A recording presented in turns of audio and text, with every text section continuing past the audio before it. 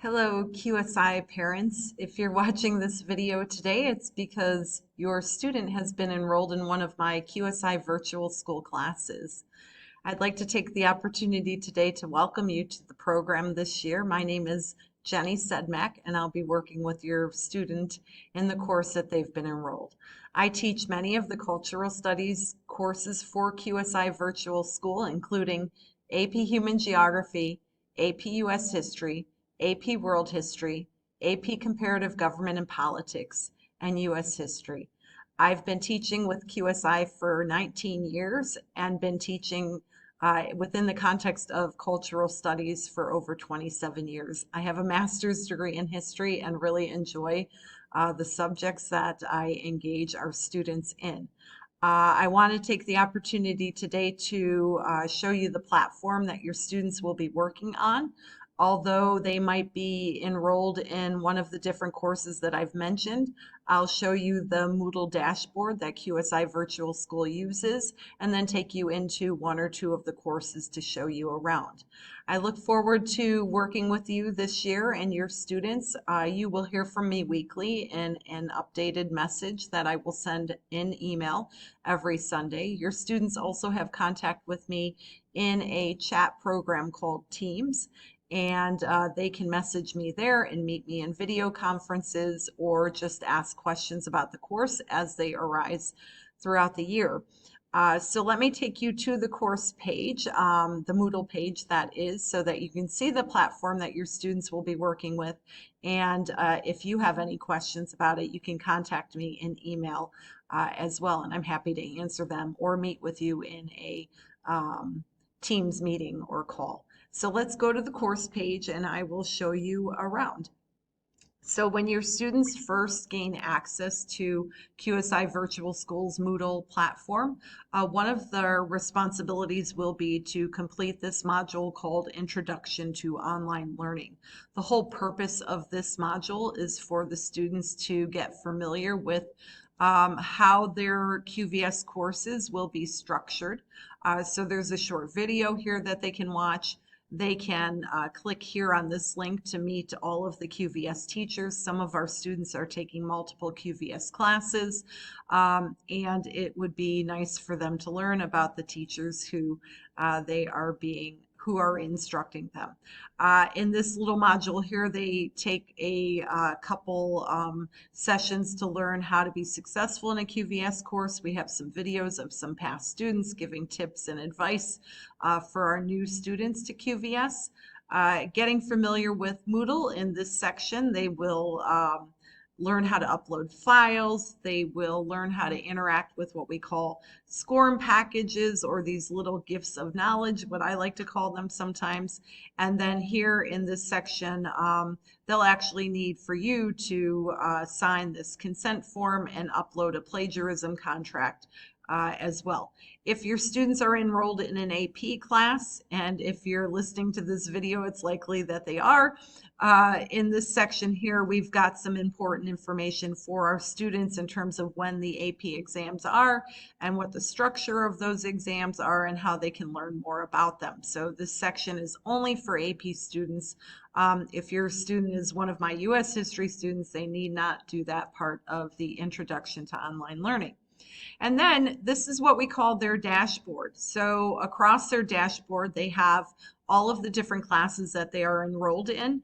I'll take you into one of the classes. Again, if it isn't particular to your student, it just will give you an idea or a sense of how the Moodle course is set up. Pretty much all of my classes are set up in the exact same way, regardless of the content or topic. So I'll take you into this AP US history class here, just so you can kind of get a sense of what your students are looking at.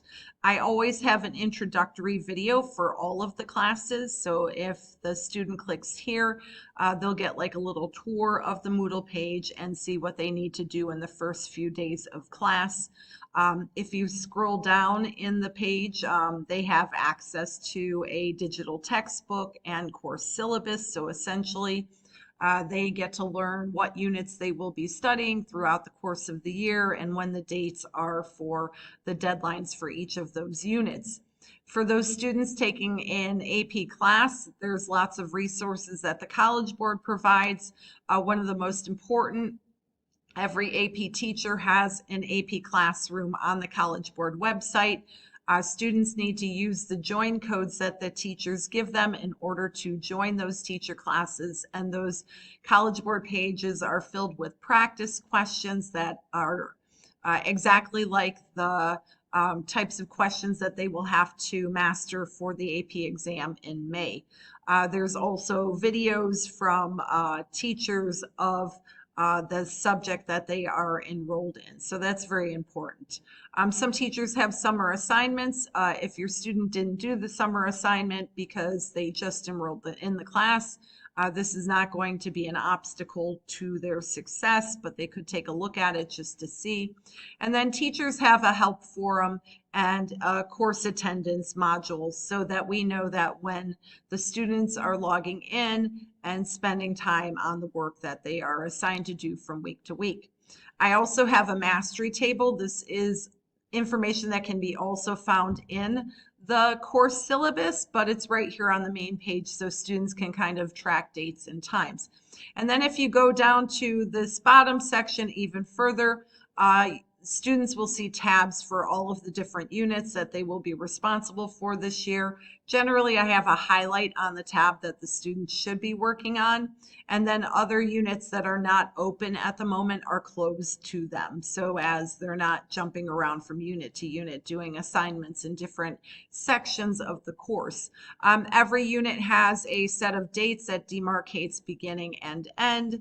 So you could see, for example, in this class, the beginning date is September 5th for these two units, this selective unit that will be open all year and this essential unit that will be open for a couple weeks.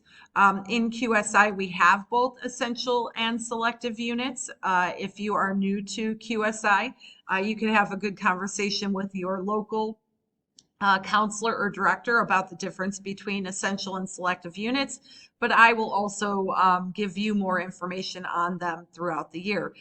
Basically, within the context of a secondary level or high school level course, a student would have to master 10 units within the entire school year to get full credit for the course. And some of our courses have what are maybe only 9 essential units, so they round out that 10 with a selection of selective units, as we call them, that are often like enriching to the content that we're already teaching throughout the school year. Students also have access to the course grade book. There's a little icon up here in the left corner. If they open it, it opens up another menu. And if they open the tab called grades, then they can see their progress throughout the course.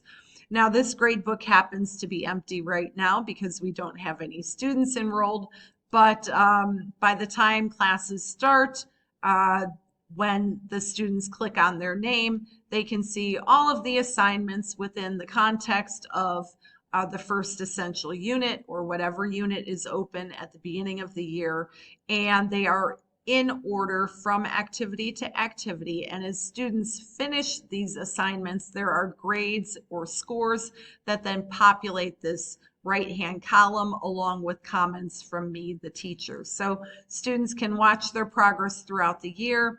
If they go into this grade book again, that is in this menu of options over here on the left-hand side.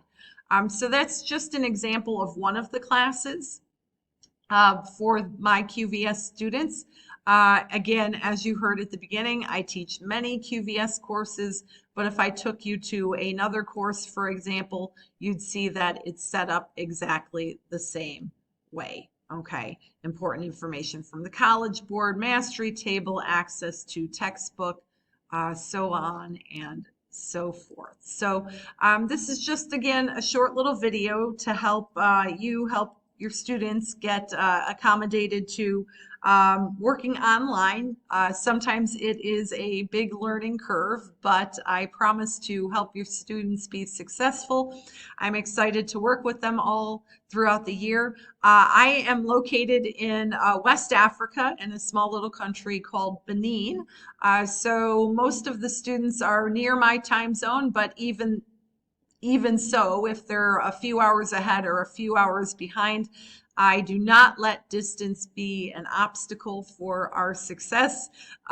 Same with time. Time is not an obstacle. Distance is not an obstacle.